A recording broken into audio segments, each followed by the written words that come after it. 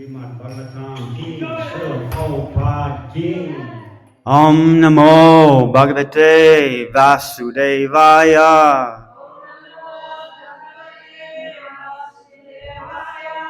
Om Namo Bhagavate Vasudevaya.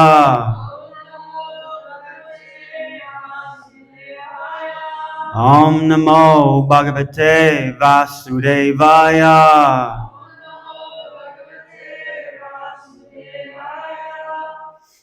Reading from the Srimad Bhagavatam, Canto 3, Chapter 5, Text 22.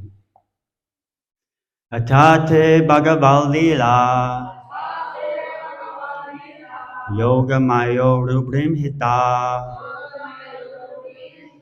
Vishvastiti Udbhavantata Vanayame Anupuvasa Atate Bhagaval Lila Yoga Mayo Rubrim Hita Vishvatite Udbhavantata Vanayame Anupuvasha. Word for word. Ata, therefore, te, unto you, Bhagavat, pertaining the personality of Godhead, Leela, pastimes, Yogamaya, energy of the Lord, Uru, greatly, Brimhitaha, extended by, Vishva, of the cosmic world, Stiti, maintenance, Udbhava, creation, Anta, disillusion, Ataha, purpose, Vanayame, I shall describe, Anupurvashaha, systematically. Translation. I shall therefore describe to you the pastimes by which the personality of Godhead extends his transcendental potency for the creation, maintenance, and dissolution of the cosmic world as they occur one after another. Purport by Srila Prabhupada. Srila Prabhupada ki. The omnipotent Lord, by his different energies, can perform anything and everything he likes. The creation of the cosmic world is done by his Yoga Maya energy. I'll read the purport once more. The omnipotent Lord, by his different energies, can perform anything and everything he likes. The creation of the cosmic world is done by his Yoga Maya energy.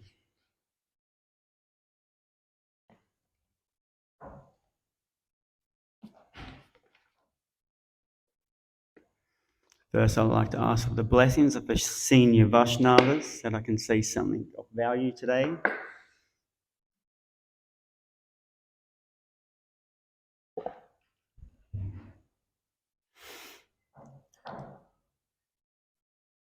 So I wanted to start with a little story.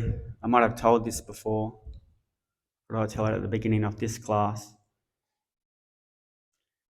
When I first heard about the brilliance of the Lord and how he could create everything and how big and how strong he was. When I was a young boy, I used to go on holidays to a place called Urunga. Has anyone ever heard of Urunga? It's probably like 4 hours south from here. So I was from near Sydney and we used to have to drive about 8 hours. So it must be kind of up this way somewhere. I haven't been there since, but when I was a young boy, we used to go there every Christmas without fail. My mum, my dad, they would put us 3 kids in the back of the car and we'd wake up at midnight and we'd drive to Urunga. It was our big trip each year. And we'd do camping, and when we would be camping at Urunga Caravan Park, there would be this Christian group. I think they were a Christian group, and they would do these activities throughout the day, like Ironmans, run, swim, bike rides, and we'd play all kinds of sport. We'll do like arts and crafts kind of things. We'll have a night where we have to put on a drama, puppet shows, all this really cool stuff. But once a week, we would do something which was pretty cool, and we would all go out in this big group, and they would have some kind of instruments. I think they used guitars and some kind of cymbals, and they had the big speaker on a trailer, and someone was pulling this trailer, and we'd go singing throughout the whole streets. We'd be singing things like, "My God is so big, so strong and so mighty, there's nothing my God cannot do." So this was my first introduction into God, into the Lord. And it was my first introduction into Harinam. But I had so much fun out there. And when I was singing these words, it kind of rang really true to me how great and how amazing the Lord was. In today's age, we see the world around us and the beauty around us, and there's a big majority of the world they think that there's nothing behind that. There's no creator. There's no personality. There's no architect behind this beautiful creation. We see amazing things upon this planet. Growing up, a lot of us got to experience the computer by Steve Jobs and Bill Gates. Bill Gates were the other ones. So they're beautiful pieces of work for us to use, but there's a person who created that. There's someone behind that piece of work. And we see the Tesla these days, no petrol, electric cars. It just doesn't arrive at the scene. There's a creation behind that. It's Elon Musk and his team. Then we have people, they look at the world around us, the nature around us, the other planets, the universe. No one created this. This is just by chance. There's no power behind this.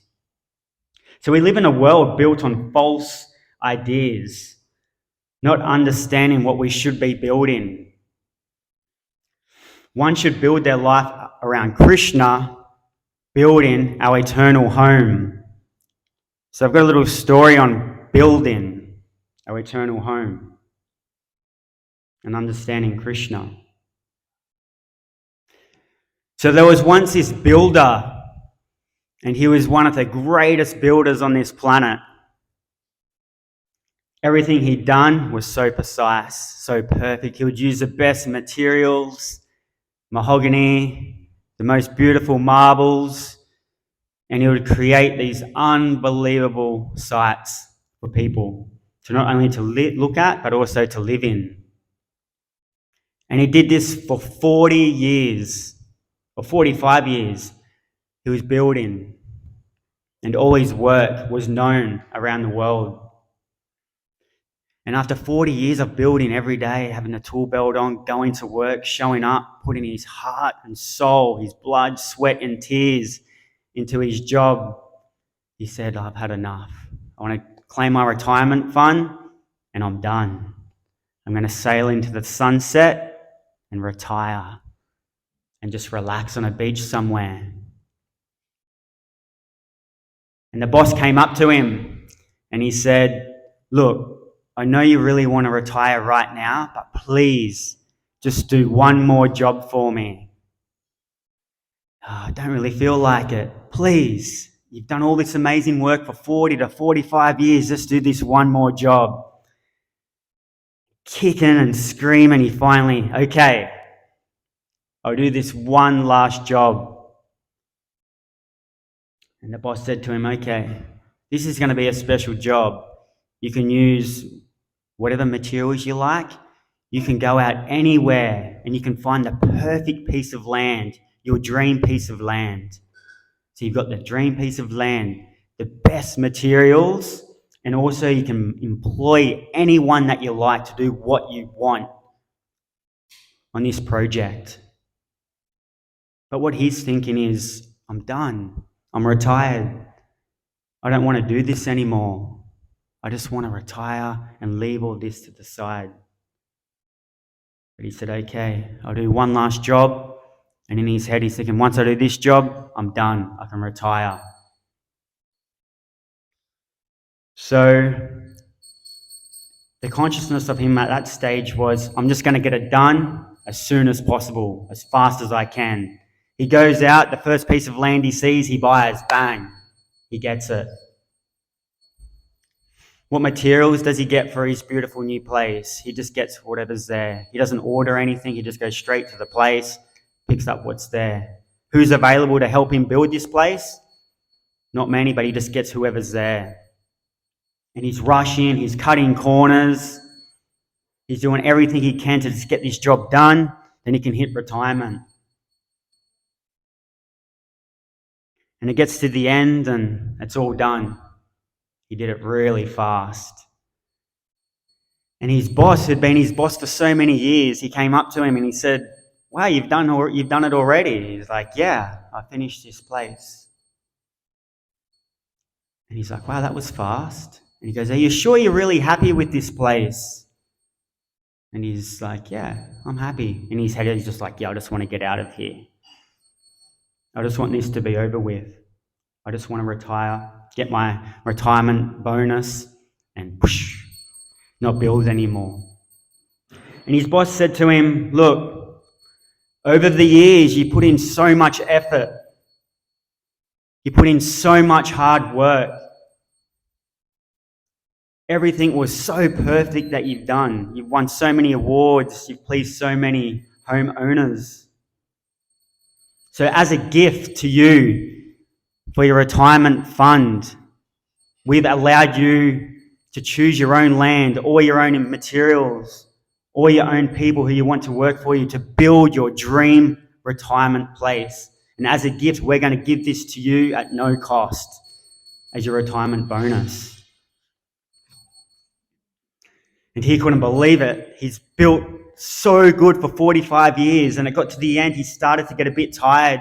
He started to cut corners. He started to get a little bit lazy. He just wanted to be done with it. And for the place that he was actually going to live in, he cut so many corners, and he got that as his retirement fund. And this relates to us here within the material world. Like I was saying earlier, we build so many things on false ideas. But what we should be building is our eternal home. And like this man, there's going to be times where we may feel over it, where we may be done, where we may be struggling, where we want to hang up the tool belt, so to speak. But we should always remember each day that when we wake up and we take our first step into our day, that we're actually building our eternal home through the rounds that we're chanting, through the association that we're getting, through our attitude throughout our service. It's all little building blocks, and every little bit counts. And if we do get fatigued and do drop the ball like this builder did, we can lose our way. So it's about going deeper into our Krishna consciousness, going deeper than just the surface levels. In Krishna consciousness, we can get who's attached to their bead bag. I've lost my bead bag twice and I completely freaked out. I was running around, it was pouring down rain. I left it in the Goshala shop. It's the last place I looked. But we get super attached to these things within the material world, and yes, the bead bag's great use to us, but it's not the bead bag that we take to our eternal home, but it's our taste for the chanting, so that's what's important. These are the deeper aspects of Krishna consciousness, the taste of the chanting, not so much the bead bag. Then we've got books. Who's got books at their home? Yeah, all devotees, we've got all the sets of everything, all the books, all the nectar. But we don't take these. We take what's deeper than that, which is the knowledge that we get through this and our attachment to Krishna. So always deepening our Krishna consciousness. What about our position? Can we take our position with us to our eternal home? We may be puffed up in any certain position, or I need this role, I need to be doing that. But at the end of the day, we can't take that with us. But what we do take is our attitude, our service attitude and character and things like that. So always trying to dive deeper within our Krishna consciousness, going beyond that surface level. As Vaishnavas, we're in a very good position to understand the Lord. I don't know about many of you, but as a kid, I was always asking questions about the Lord, and I was lucky I got some introduction into some very unique Harinams by Christian folk. But as a Vaishnava, we're in a very good position. And I was listening to a lecture the other day, and they were talking about the 3 umbrellas of religion. I don't know if anyone's heard this before, but the first one is conventional practice, then there's committed practice, then there's spontaneous practice. And as devotees, we fall under the umbrella of committed practice, which puts us in a very good position to understand the Lord's name, form, qualities, and pastimes. So who falls under the first umbrella? The 99% of this world are under the conventional umbrella. So those people, they bring the Lord into their life just a small little bit. You might see people, they might go to church a couple times a year, come to the temple a couple times a year. Their prayers often involve things like, please, Lord, I need a new plasma TV. Oh, Lord, I need a new Sony PlayStation 5. So it's along those lines. Then the next umbrella is a committed one. And this is where the Vaishnava falls under. So a committed person is a very, very small percentage. And those people are committed to spiritual life. And it is said that they've brought Krishna into their life completely. So they wake up, they're meditating, they're using their japa, they're chanting 2 hours a day, they're reading 2 hours a day, they're doing service every day, they're associating with like-minded people. So this is committed, and to the conventional person, the committed person can seem quite fanatical and overwhelming. Then you've got the third, the spontaneous, which is the topmost. We as devotees hear about the spontaneous platform, other religions not so much. So what's the spontaneous? What's their relationship with Krishna? They enter into Krishna's life. So we've got the first one, conventional. They're bringing Krishna a little bit into their life. They're committed. They're bringing Krishna completely into their life. Then the spontaneous, they enter into Krishna's life.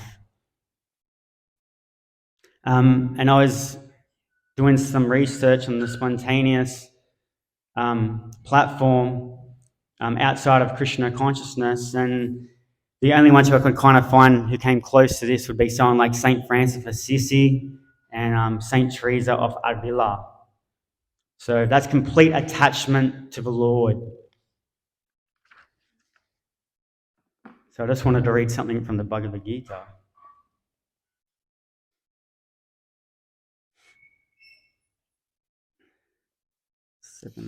Does anyone know 7.3 from the Bhagavad Gita, the Sanskrit from the top of their head? Yeah. Anyone know it?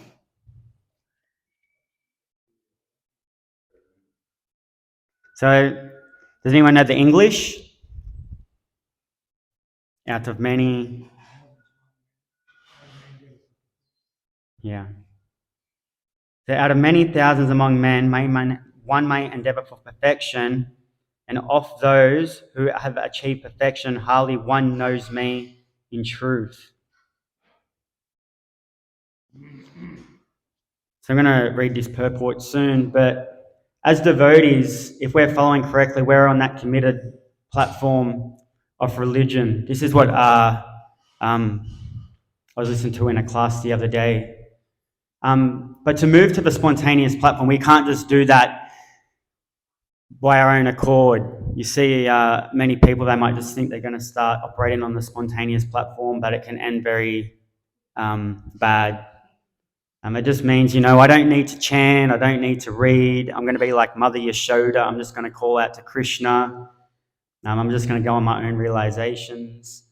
But if we follow the committed path, and it can be tough following a committed path because we're really free. We got this thing about us, we want to be free, and that's the soul. So sometimes when we take to a committed practice, we feel a bit boxed in. And that can be very stressful and overwhelming. But we need that box. We need some direction, because on our own, we're just going in any direction. And this box within the committed religion, like this Vaishnava, it helps us to realign and redirect in the right direction. Then naturally we'll arrive at that third platform. So we're going to read this purport now by Srila Prabhupada. Srila Prabhupada ki. There are various grades of men, and out of many thousands of may be sufficiently interested in transcendental realization to try to know what is the self, what is the body, and what is the absolute truth. Generally, mankind is simply engaged in the animal propensities, namely eating, sleeping, defending, and mating, and hardly anyone is interested in transcendental knowledge. The first 6 chapters of the Gita are meant for those who are interested in the transcendental knowledge, in understanding the self, the supreme, the super self, and the process of realization by Jnana Yoga and Dhyana Yoga. And this is discrimination of the self from matter. However, Krishna can be known by persons who are in Krishna consciousness. Other transcendentalists may achieve impersonalist Brahman realization, for this is easier than understanding Krishna. Krishna is a supreme person, but at the same time, he is beyond the knowledge of Brahman and Paramatma. The yogi and the jnanis are confused in their attempts to understand Krishna, although the greatest of impersonalists, the Sripad Shankaracharya, has admitted in his Gita commentary that Krishna is the supreme personality of Godhead. But his followers do not accept Krishna as such, for it is very difficult to know Krishna even though one has transcendental realization of a personal Brahman. So I'll just stop there. So this shows the rareness of someone completely coming to the understanding of Krishna and his name, form, qualities, and pastimes. But if we stick to this committed path and following rules and regulations and chanting and reading, mercy gets rained upon us when we move to these higher platforms. So just to cover today, I was talking about in this world, the world's built on these false ideas, and what we should be building is our life around Krishna and building our eternal home. And we do that with the building blocks of every day, the way we go about our day, our interactions, our service, our chanting, our mindset while we're doing certain things. I was listening to a class the other day and they said that you've got 2 choices. You can be a miserable devotee or a happy devotee. They're your 2 choices. So just choose one. I recommend be a happy devotee. So yeah, we were talking about the building blocks. Then we're talking about how fortunate we are to build these blocks within Krishna consciousness. And eventually build our transcendental home back in Goloka Vrindavan. Sure, Prabhupada ki. Yes. Is there any questions? Yes. Thank you for the class. You always give such inspiring classes. Thank you. You were speaking about the box that keeps us safe, the regulations and what's prescribed to us. I'm sure we've all experienced, we kind of drop in and out of, because they are regulations and they are guidelines. Sometimes we feel like we're just following them. There's no sort of devotion or love, and it can get very mechanical. And even if you're aware of it, sometimes it's just not coming. So I find it quite frustrating when that happens. And I just wanted to ask your advice about how do we, snap out of that routine and actually remember, when we're serving the deity or whatever our service is, Krishna's directly in front of me. When we're chanting the holy names, Krishna's there. Like, how do we keep that in our mind even though we drop out of that? Yeah. So all of this takes time, like I was mentioning in the class. At the start, when one takes the spiritual life, and say before they come into spiritual life, they're free, they're able to do what they like, when they like, then all of a sudden they get all these kind of rules and regulations upon them.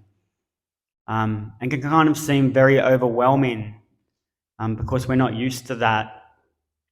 But the reason behind these rules and regulations and the chanting and the reading is because as living entities, we're misdirected.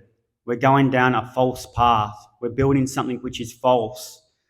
So through following certain rules and regulations and chanting, reading, getting devotee association, although it can seem overwhelming at times, especially in the beginning stages of bhakti, it is what the individual needs to correct their path. Because without that, they're just going to keep going in this direction, and who knows where they're going to end up. And throughout that stage of redirecting and taking to certain rules and regulations, that can be tough, especially if you come from a background where you're free and you want to do whatever you like. There's going to be lots of friction there.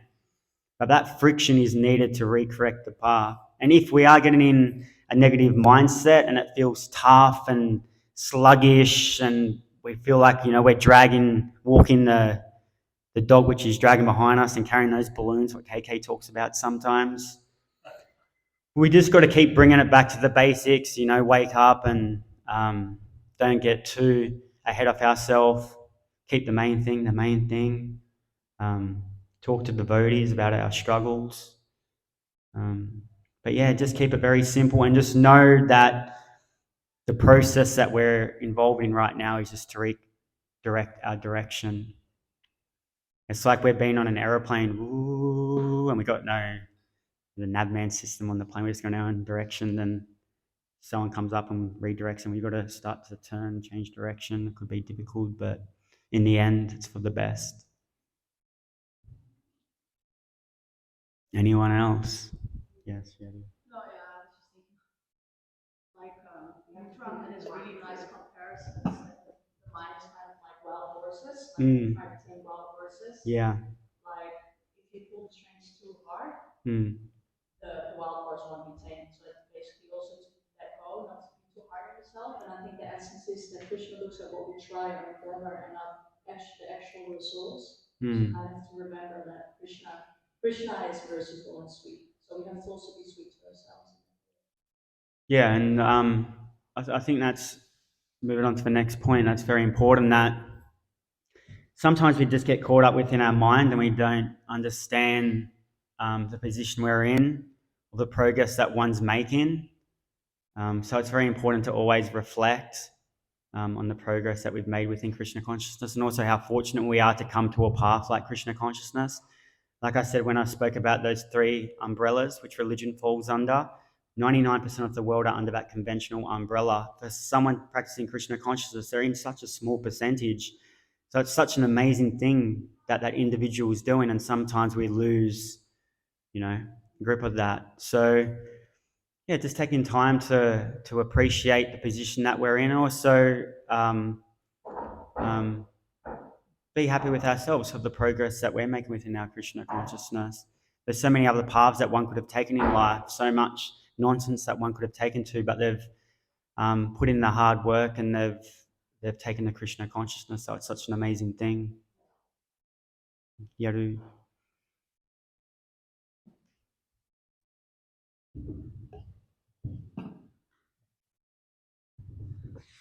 Can you tell us about the miserable devotees? The miserable devotees. So in life, so we've got an opportunity each day. We can, like I was just talking about just then, and I talk about this with a lot of my friends. I was standing on the balcony the other day up at the Bhakti Guest House. And I'm looking out, and I'm just like, this is the perfection of life. New Govardhana is up there with one of the best properties in the world when it comes to ISKCON. It could be the best property in Australia. We've got Krishna here, devotees are here, we've got the cows, we've got the bulls. What's happening here is perfection of life. And sometimes we can kind of get caught in our own minds and we lose that vision that we all live in this beautiful place called New Govardhana. Krishna lives here. We've got so many amazing devotees. We've got cows, hundreds of cows here. We've got bulls. We got Bhagavatam class every day. We got ecstatic Guru Pujas. We got ecstatic Kirtans. Like, what is there to be miserable about? Like, when you look around us, it's nothing but ecstatic. But if we get inside our heads and we think, oh, this is too much. I've got to do too many things today. I've got to do this. Oh, I'm tired and all of this. We've just got to get out of that mindset and rise above that and really be in a space of gratitude. So always being more grateful. Yeah. Manibanda? I think he's thinking of one more thing, I think. That point you mentioned about being happy devotee or Miserable, you have two. That's from that class by Srimad Bhagavatam. Yeah. Yeah, because he makes the point that once you get that knowledge, Mm. you can't really give it up. Yeah. So even you're getting to be a miserable devotee because you have that knowledge, or you can utilize that knowledge to be a happy devotee. Yeah. So one sort of funny analogy he gave was that being a devotee is like being in the mafia. Mm. You can never Yeah. leave because you know too much. Yeah. Nice class. Yeah. The mark. So we hear Krishna say, Tushanti Chao, Manti Chao. It's blissful. Yeah. And we're hearing about miserable devotees, similar to spiritual thing. So what is it? What is it that's causing the misery? You talk about falling off the path, is that what you were saying? Well, that could be the case, but you can have times where you're just thinking of all the negative stuff within your life, but is it really negative? It could just be the mind just dwelling in problems. I heard once that the mind likes problems like the dog likes bones. So sometimes we can just get stuck in that process of just meditating on our problems. So it's about changing our mindset to problems and everything, what can go wrong in all these difficult times, to what am I grateful for? What opportunities are ahead of me? So how to change the mindset? How to change the mindset? How to change the attitude? For myself, I think association is really important. Association is definitely the key, especially in spiritual life. If I used to have it was a bit of a business mentor. His name was Bob Proctor. I don't know if anyone's heard of Bob Proctor. He died last year. He said some pretty amazing things about the body and the soul. But he said, if you hang with dogs long enough, you'll catch fleas, meaning the association. So if you hang around really happy and positive people, eventually you're going to become really happy and positive. So that'll be the first thing, association. Then obviously just getting the basics right in Krishna consciousness. I know it can be really tough to read, but if you read 1 hour to 2 hours a day, you're just going to be happy. There's no doubt about it. Yeah, and chant good, solid rounds. Happiness will come your way whether you like it or not. That's coming for you. Any other questions? Sajani's got a question out there.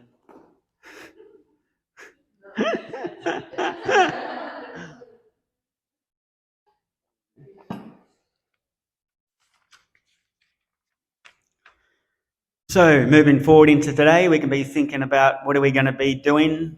Thank